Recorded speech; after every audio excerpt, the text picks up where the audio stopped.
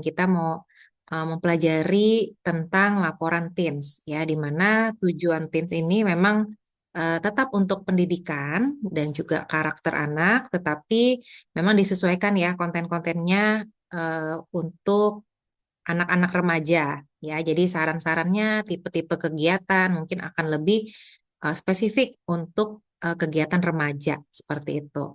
Nah, remaja ini mulai dari 12 tahun ke atas ya, sampai mungkin usia sebelum dewasa seperti itu. Mungkin sekitar 18, 19 tahun gitu ya. Ya, selama mungkin sampai usia kelas SMA seperti itu. Nah, ini seperti laporan kids ada 3 jenis laporan juga untuk FPA Teens, yaitu adalah teens yang full, kemudian teens yang versi school, dan teens yang versi light. Ya, di mana prinsipnya sama ya. Kalau teens yang full itu klien mendapatkan semua aspek, sedangkan kalau yang school mendapatkan gambaran tentang potensi atau bakatnya, diberikan multiple intelligence, spesialis dan generalis, dan juga character drive dan learning style. Ya, character drive itu tentang belahan otak kiri dan otak kanan. Sedangkan untuk yang light version, ini berbicara tentang karakternya, yaitu basic, behavior motivation, stress response, dan love language. Ya, oke. Kita lanjutkan. Kita akan bahas satu-satu ya aspek-aspek yang mungkin agak sedikit mengulang karena sebenarnya di kids juga ada, tapi nanti kita akan bahas secara sekilas ya.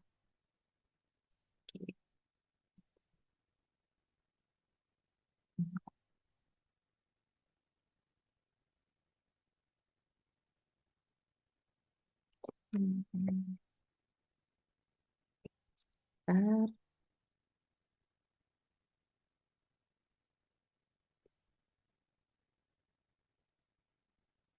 Oke, mohon maaf, ini sedang loading. Oke, ya. Mungkin untuk lebih detailnya lagi, kita akan melihat ya isi dari fingerprint teens yang full. Ya. Untuk yang full ini membahas tentang potensi dan juga karakternya. Nah, nanti sama ya seperti yang kids juga mendapatkan informasi tentang generalis spesialis, basic motivation, behavior, character drive, stress response, love language, multiple intelligence atau MI ya kita biasa sebutnya, learning style, gaya belajar. Nah, ini yang berbeda dengan yang kids, campus atau faculty lifestyle. Kalau di kids adalah school recommendation. Ya, prinsipnya sama ya, gitu ya. Jadi kalau School of Research di teens itu namanya research based faculty. Gitu ya. Nanti kita akan bahas juga nih kegiatan yang seperti apa sih atau bagaimana ya cara menyampaikannya ke klien seperti itu. Untuk yang terakhir digital potentials ini juga ada di kids sama ya. Nah, ada juga FPA Teens School. Ini dapatnya sama dengan yang kids school. Generalis, character drive, learning style, dan multiple intelligences. Untuk yang teen slide, basic motivation, behavior motivation, stress response, dan love language. Ya, seperti itu ya. Oke, untuk membahas tentang generalis dan spesialis, ya.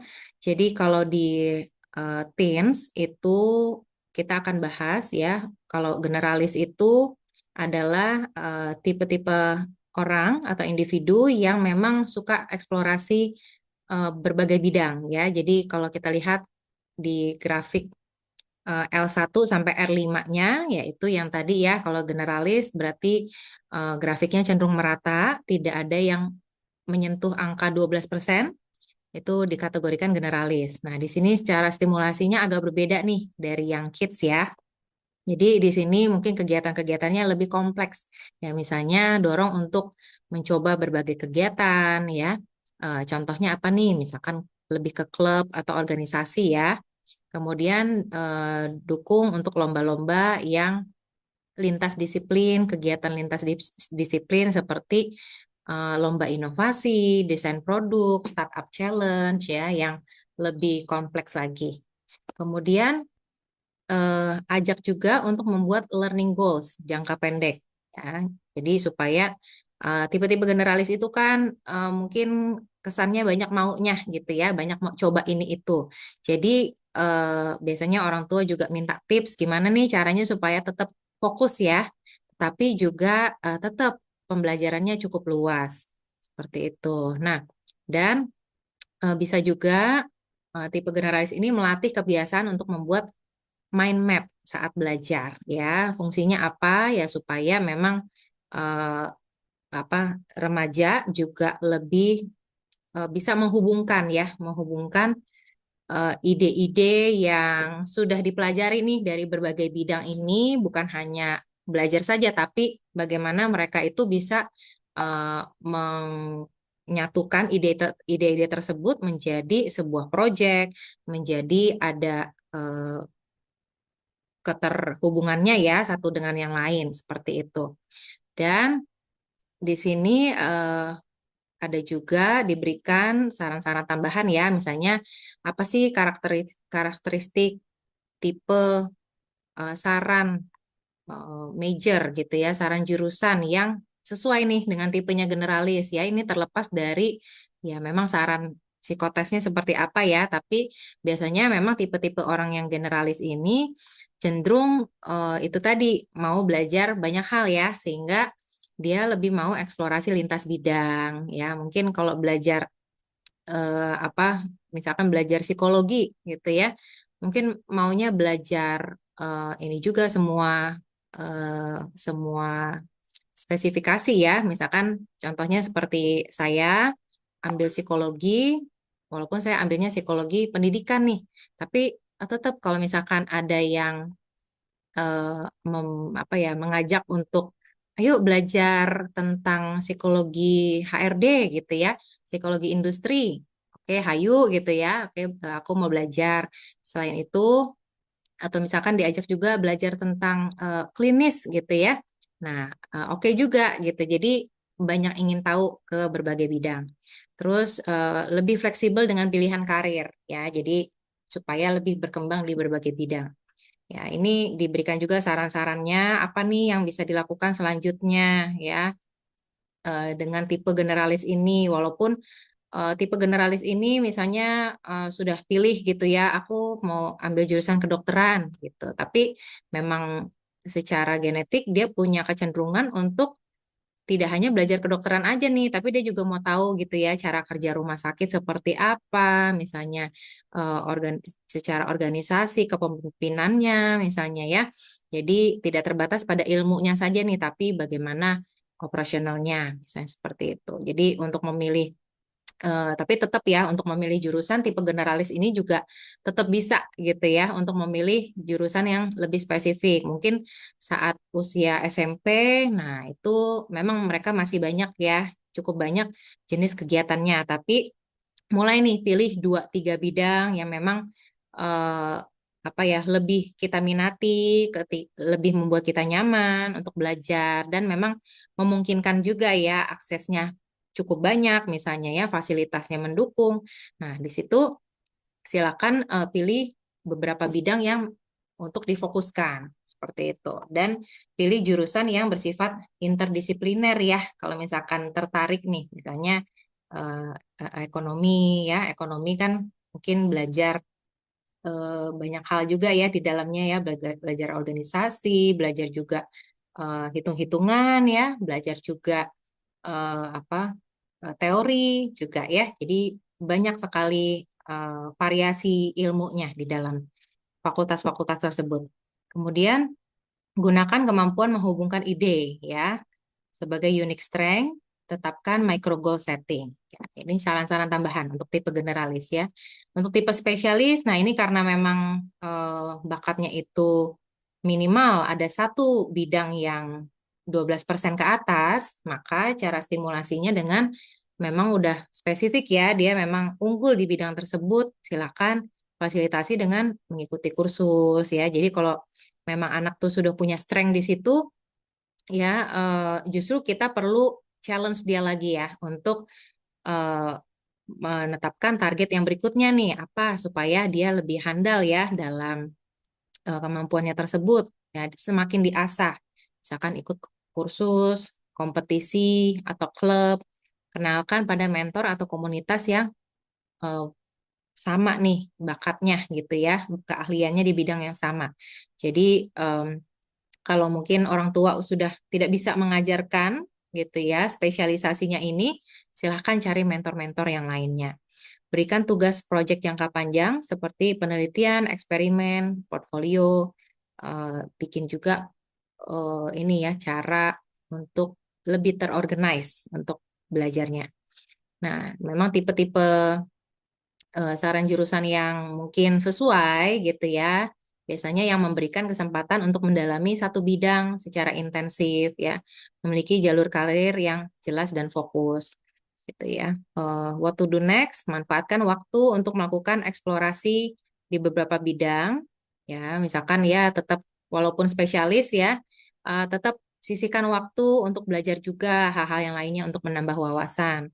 Nah, kadang-kadang memang kalau spesialis itu kan udah terbiasa berhasil gitu ya pada bidang yang dia tekuni. Tapi kalau untuk mencoba hal-hal yang lain mungkin ada rasa takut gagal, ada rasa perfeksionis gitu ya. Penting untuk eh, buat target-target kecil ya dan apresiasi. Jadikan perubahan sebagai peluang untuk berkembang, lakukan riset mendalam tentang jurusan, kurikulum, atau peluang karir. Jadi ini memang disesuaikan ya untuk anak SMP, SMA yang memang untuk mau memilih jurusan ataupun kedepannya sudah mulai mengarah ke karirnya ya, gitu. Nah ini seperti ini, tadi kita sudah jelaskan bahwa yang grafiknya 12% ke bawah itu generalis, yang grafiknya 12% ke atas itu spesialis ya. Oke, kita bahas juga di character drive. Tadi sudah ada juga ya di FPA Kids. Nanti untuk yang teens ini ada diberikan juga dengan penjelasan yang kurang lebih mirip ya gitu ya dengan FPA Kids. Untuk yang otak kiri itu pemikiran yang logis, rasional, dan struktural. Otak kanan itu yang holistik, imajinatif, kreatif, dan fleksibel. Seperti itu. Jadi di sini kalau kita lihat, ya itu tadi ya, patokannya seperti apa? Patokannya kalau selisihnya otak kanan dan kiri sekitar di bawah 2%, maka bakatnya tergolong seimbang. Sedangkan 2-5% perbedaannya cukup signifikan. Misalkan lebih tinggi kemana nih? Lebih tinggi ke otak kiri. Berarti dia cukup dominan di pola pikir yang logis, rasional, struktural. Tetapi masih cukup fleksibel gitu ya untuk juga bisa menggunakan kapasitas di otak kanannya. Seperti itu. Tapi sudah mulai lebih dari 5%, sudah mulai kurang fleksibel. Lebih dari 10% sudah sangat dominan di satu belahan sehingga perlu lebih banyak waktu ya untuk beradaptasi dengan tugas yang tipenya berbeda nih dengan dirinya. Seperti itu ya. Kalau yang seimbang ini juga ada hal-hal yang bisa dikembangkan oleh orang tua. Misalnya kadang-kadang anak bingung ya menentukan minatnya nih karena semua-semua bisa gitu kan. Ya memang perlu dibimbing oleh orang tua, mungkin dilihat mana yang sesuai gitu ya dengan lingkungannya juga. Untuk learning style, nah ini juga ada ya tadi ya di FPA Kids. Learning style ada VAK, V-nya itu visual, terdiri dari teks dan picture. Ya, kalau persentasenya itu dari 15 sampai kurang lebih 18%, yaitu memang cukup balance dan seimbang gitu ya. Artinya eh, kalau anak-anak belajar lewat media tersebut ya cukup mampu gitu ya untuk menyerap informasi, cukup peka. Dan kalau di bawah 15% biasanya ya memang sudah mulai kurang peka gitu ya, sehingga ya kurang efektif nih untuk belajar lewat media tersebut. Sedangkan kalau sudah lebih dari tadi ya 25%, nah itu memang sudah hypersensitif. Ya, artinya sudah terlalu peka terhadap rangsangan dari stimulus tersebut ya dari media tersebut gitu. Ya, untuk yang teks, mungkin saya ulang kembali ya. Untuk yang teks ini juga melalui teks tertulis Kalau diagram itu mungkin dari visual picture, ya, lewat gambar-gambar, karya seni misalnya. Auditory, linguistik yang lebih terstruktur seperti bahasa, musikal itu yang lebih artistik, lebih pendengaran yang terhadap tempo, nada, lagu. Kemudian kinestetik ada body dan tactile. Body ini lebih ke gerakan ya, gerakan motorik kasar seperti olahraga, praktek, eksperimen ya. Kemudian taktil adalah gerakan halus, gerakan motorik halus seperti menggunakan jari-jari tangan. Contohnya adalah kegiatan keterampilan tangan, menggambar, mewarnai gitu ya, segala hal yang menggunakan tangan ataupun perabaan. Oke, ini tadi sudah dibahas juga. Visual itu dari jari kelingking, ya, sama dengan bakat naturalis. Auditory ini dari jari manis, berhubungan dengan aspek komunikasi. Kinestetik berhubungan dengan jari tengah atau action, ya. Oke. Nah, multiple intelligence juga ada sama grafiknya gitu ya, tapi berbeda nih saran-saran kegiatannya untuk yang teens.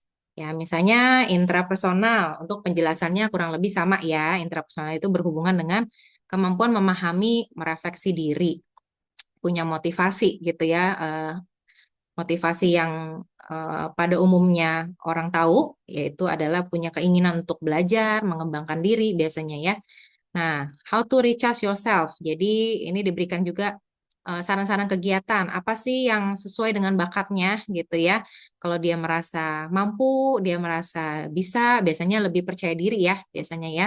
Jadi diberikan kegiatan untuk intrapersonal, kegiatan journaling, meditasi, latihan pernapasan, club and organization recommendation. Jadi diberikan juga saran-saran untuk masuk ke klub apa nih? Biasanya kalau remaja ya udah aktif di klub-klub yang sesuai dengan bakat minatnya, ikut organisasi juga komunitas di dalam sekolah ataupun di luar sekolah ya. Ini ya kurang lebih klub journaling gitu ya.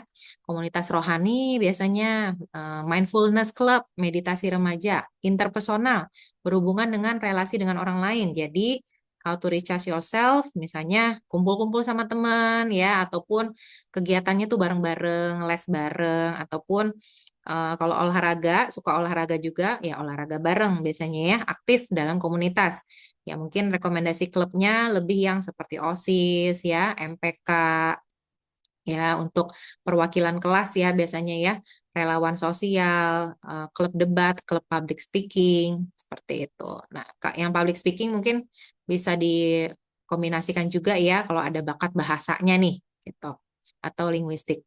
Kemudian bakat logika, di sini how to recharge yourself yang berhubungan dengan mungkin hitung-hitungan, strategi, sebab akibat gitu ya. Bisa juga kalau naturalis science-nya tinggi, bisa juga diarahkan ke kegiatan-kegiatan yang berhubungan dengan sains atau eksperimen atau komputer gitu ya.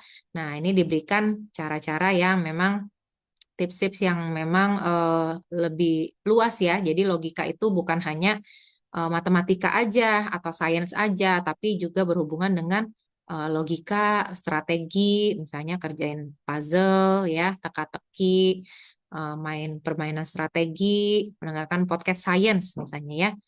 Klubnya apa? Robotik bisa ya, terutama mungkin yang gerak artistiknya bagus nih, ya bagus gitu ya, logika, terus dan gerak artistik biasanya.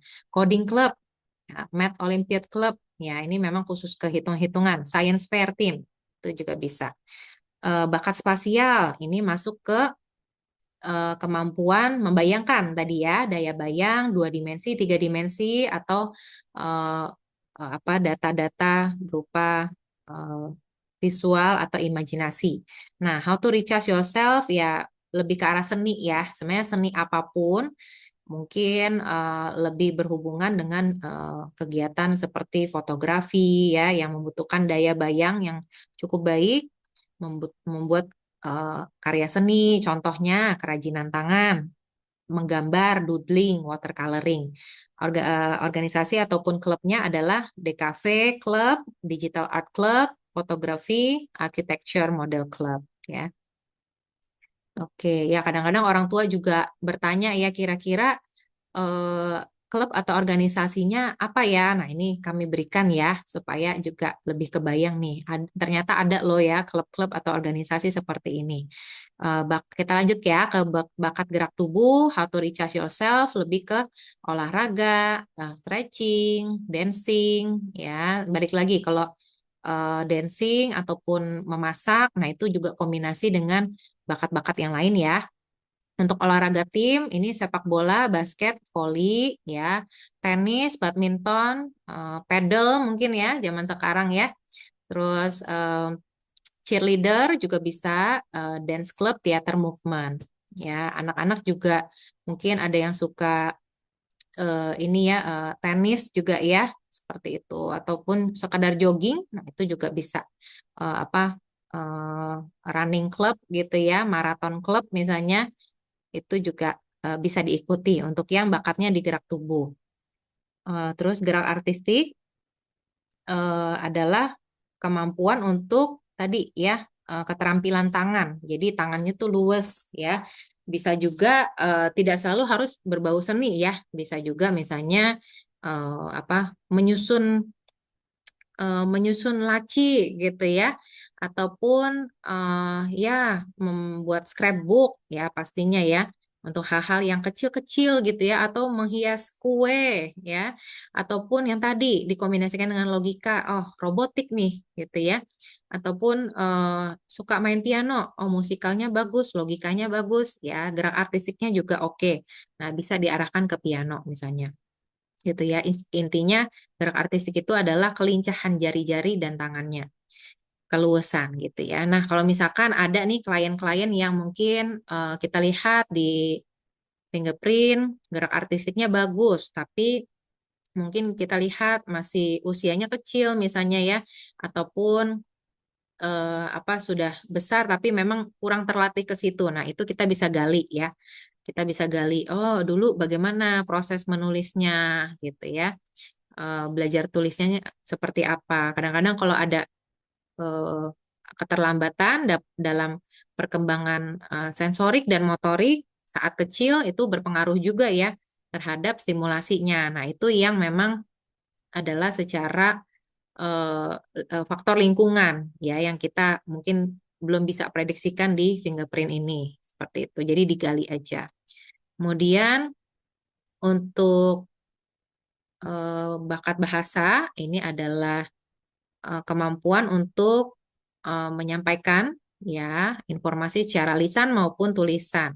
Bagaimana bisa berkomunikasi dengan baik ya efektif ya dalam berbicara dan menulis ataupun misalnya lebih mudah mempelajari bahasa asing. Ya, jadi apa nih yang bisa dilakukan untuk dirinya sendiri ya, untuk si klien? Menulis puisi, main TTS, baca buku atau novel, klubnya, book club, ya, debate club, storytelling, journalism, school magazine. Untuk bakat musical, ini kemampuan untuk mengenali nada-nada ya, secara auditori ini, secara pendengaran. Nah, how to recharge yourself, lebih ke mungkin menonton konser musik, mendengarkan lagu, ya. Terus juga klubnya adalah seperti grup vokal, choir, ya, music production, dan sebagainya. Naturalis artistik ini berhubungan dengan keindahan gitu ya, estetika. Jadi eh, ketajaman observasi ya, ketajaman observasi terhadap benda seni. Jadi bisa diajak mengunjungi pameran seni, museum ya, buat kolase mungkin dari bahan-bahan sederhana.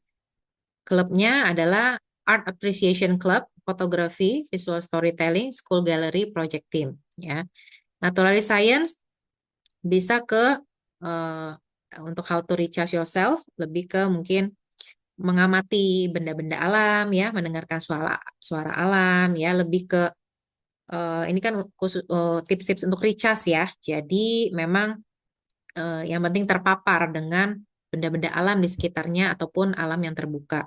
Organization atau klubnya adalah Environmental Club, Green School Team, Nature Explorer Club, gitu ya.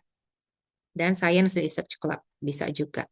Oke, ini hal yang berbeda selanjutnya tentang campus and faculty lifestyle. Berbeda dengan EPA Kids ya. Jadi memang secara spesifik bagian ini nih yang berbeda gitu. Nah, tapi kalau kita relasikan lagi, ini masing-masing ada ya jenis-jenisnya ada di school recommendation. Jadi kalau untuk teens di sini sama ya ditentukan berdasarkan 4 jari utama, 2 ibu jari yang menunjukkan relationship, motivasi kepemimpinan, 2 jari telunjuk berdasarkan decision making and problem solving. Ya, di mana di sini untuk masing-masing lifestyle kita berikan karakteristiknya, ciri-cirinya seperti apa sih gitu ya kampusnya, terus aktivitasnya apa nih yang kira-kira kamu bakal enjoy dan memang bisa berkembang di situ ya. Nah, kita bahas satu-satu nih. Oke, dari yang disiplin dulu. Kalau disiplin faculty ini dari School of Discipline. Ya, di mana memang di kampusnya atau di apa universitas tersebut juga punya aturan yang cukup ketat gitu ya. Ya biasanya aturan-aturan yang cukup ketat ini mungkin ada di kampus-kampus yang berhubungan dengan agama ya, berhubungan dengan lebih menekankan ke karakter development gitu ya. Nah, seperti itu. Sehingga ada kedisiplinan juga. Jadi kalau dosen atau mahasiswanya terlambat tuh ada konsekuensi gitu ya. Kadang kan kalau masuk kuliah kadang-kadang terlambat ya terlambat aja gitu ya ataupun ada yang titip absen biasanya ya.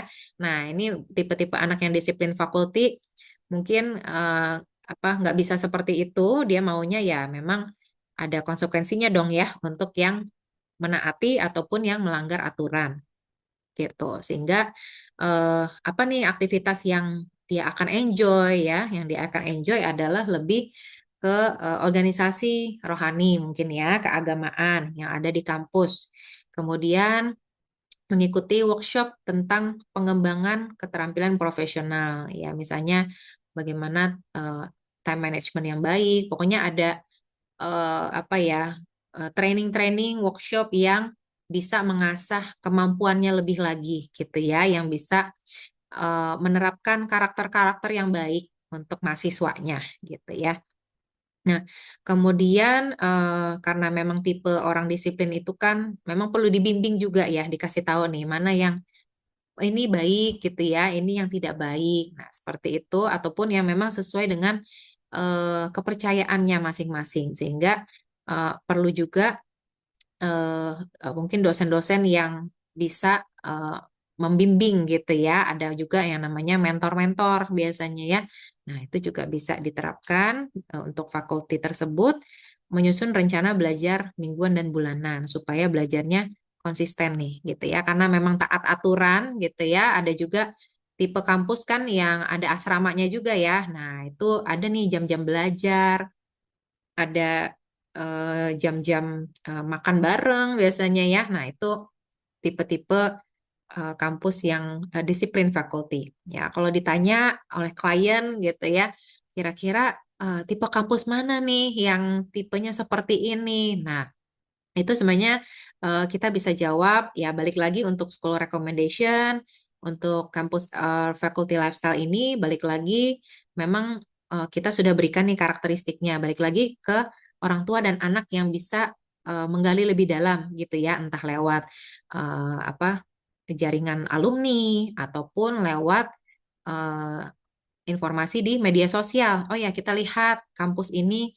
banyak sekali ya mengadakan kegiatan dalam bidang pengembangan karakter misalnya. Nah, itu mungkin yang mirip-mirip nih dengan disiplin fakulti. Nah, itu juga bisa kita gunakan sebagai panduan. Jadi biasanya kalau klien bertanya kepada kita boleh sampaikan bahwa, oh begini cara cari tahunya ya, Bapak Ibu, seperti itu. Kita berikan panduan ya. Kemudian untuk tipe yang berikutnya adalah research based faculty, yaitu ciri-cirinya fokus pada penelitian, analisis, berpikir kritis, ya. Ini tidak terpaut pada bidang sains saja ya, tapi dalam hal-hal yang lainnya. Jadi di mana kampus ini atau tipe-tipe pembelajarannya juga lebih banyak diskusi misalnya ya, lebih banyak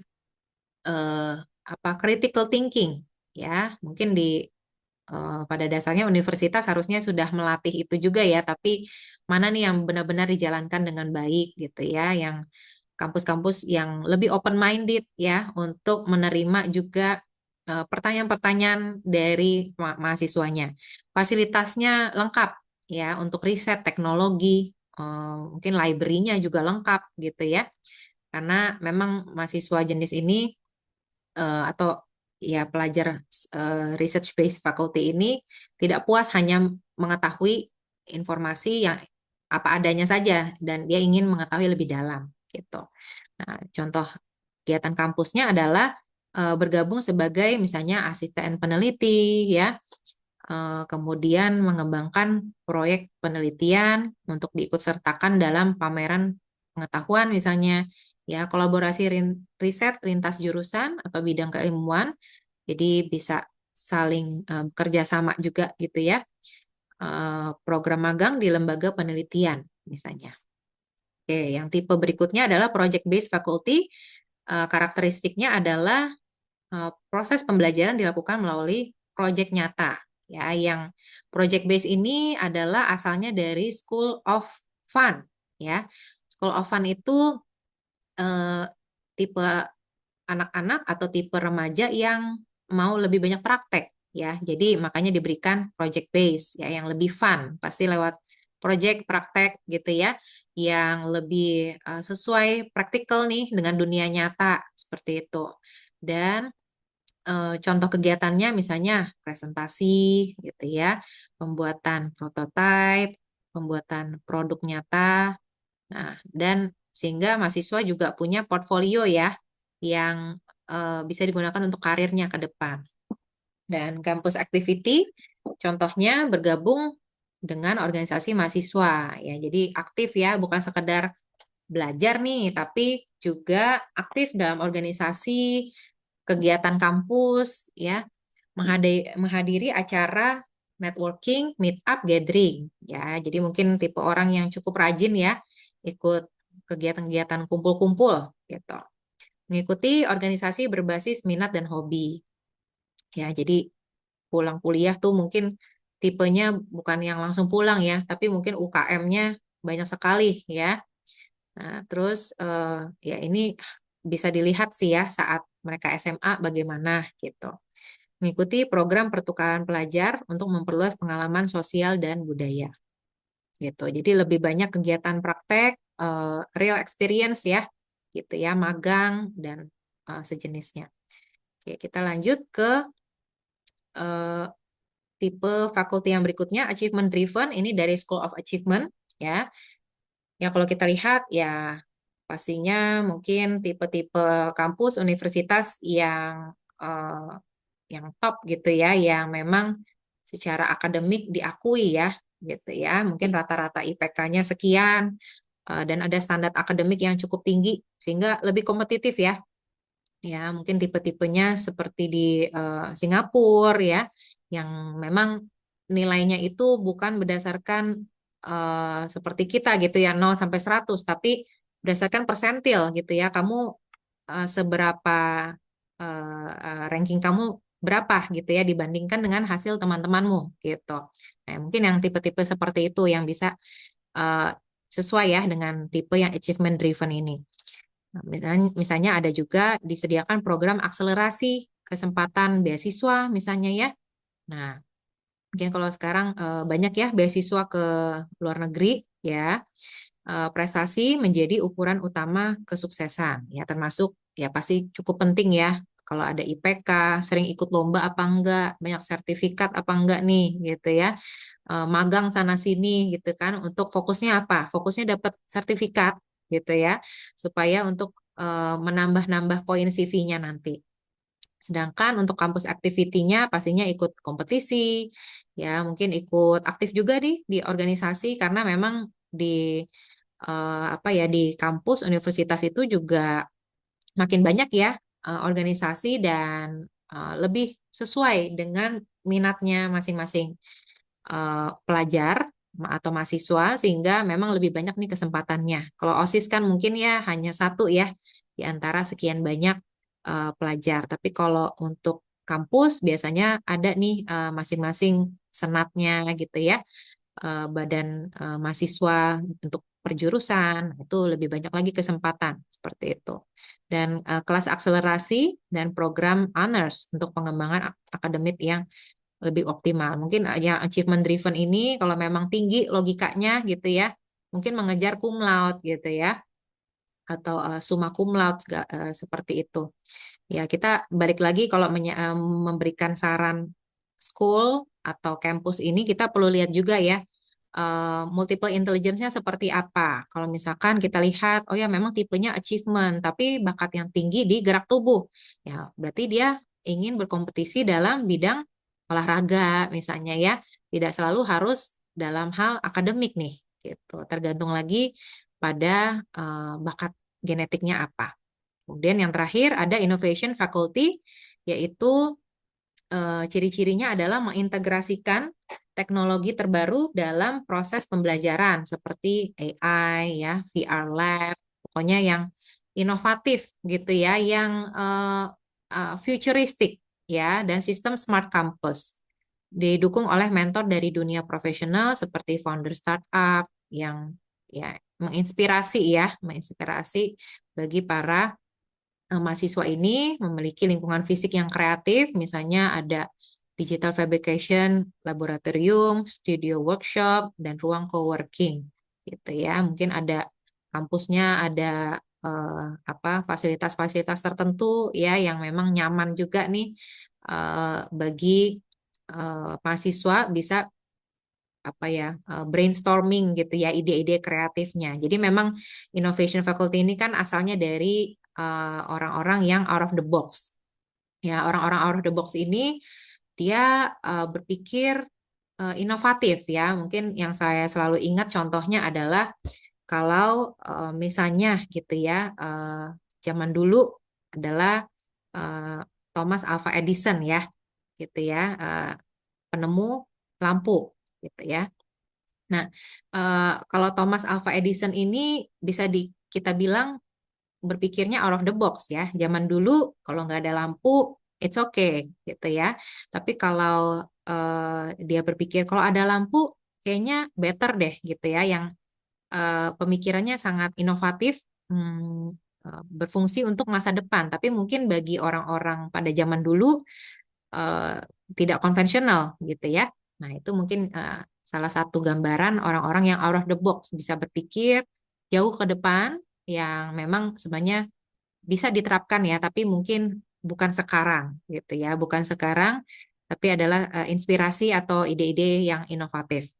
Kampus activity-nya adalah ikut berbagai kompetisi inovasi ya, seperti hackathon dan design sprint, mengikuti startup incubation program untuk mengembangkan ide dan bisnis, berpartisipasi dalam sesi mentoring kewirausahaan bersama alumni dan praktisi industri. Ya, mungkin eh, ya pelajaran-pelajaran entrepreneur ya atau entrepreneurship juga banyak diajarkan juga ya di SMA untuk melatih pola berpikirnya yang kreatif, inovatif. Nah, mungkin cocok ya buat anak-anak yang innovation faculty seperti itu. Oke, nah di sini ya Bapak Ibu kalau mau melihat lagi asalnya dari mana kurang lebih sama dengan yang FPA Kids ya Achievement Driven Faculty dari Rational ya Wall atau Peacock, Research Based dari Double Loop, Innovation dari Radial atau Reverse Loop, Project Based dari Loop atau Arch Loop, Disiplin Faculty dari Arch. Oke. Ya, balik lagi ke digital potential enrichment. Ya, ini masing-masing ada 3, game and entertainment, digital literacy, dan critical thinking solution. Bagaimana potensi anak atau remaja untuk menghadapi isu digital. Ya, ada game and entertainment, bagaimana mereka menyeimbangkan waktu screen time dan juga belajar. Ya, ada ya tipe-tipe anak yang memang langsung sadar sendiri nih, aku udah kebanyakan belajar atau aku udah kebanyakan bermain. Jadi kalau bisa balance ya. Memang prinsip digital potential ini memang harus balance, ada self control gitu. Nah, untuk digital literacy ini adalah kemampuan untuk mencari informasi ya, edukatif gitu. Jadi misalnya anak dapat tugas nih, cari topik ini dinosaurus gitu ya di apa Google misalnya. Oke, dia bisa cari tahu dinosaurus itu seperti apa, informasinya mungkin cukup detail gitu ya, bisa menggunakan juga digital tools ini dengan bijak gitu. Critical thinking solution ya untuk menghadapi isu-isu digital misalnya dalam isu pertemanan, belanja online gitu ya, tidak mudah terpengaruh oleh tren ataupun keputusan yang eh, impulsif gitu ya. Oke, mungkin kurang lebih seperti itu untuk digital potential enrichment ya. Tadi sudah dijelaskan juga saat FPA Kids ya. Oke, sampai sini mungkin Bapak Ibu yang untuk laporan FPA Teen sudah selesai saya jelaskan. Silakan Bapak Ibu kalau ada yang mau ditanyakan, saya membuka Q&A ya.